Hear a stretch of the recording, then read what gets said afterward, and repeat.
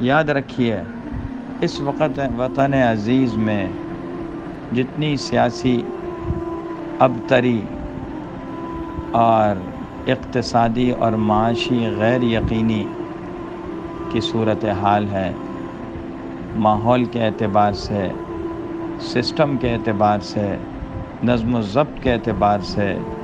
ہمیں جو غیر سنجیدگی نظر آتی ہے، اس سب کی بنیادی وجہ ہم خود ہیں۔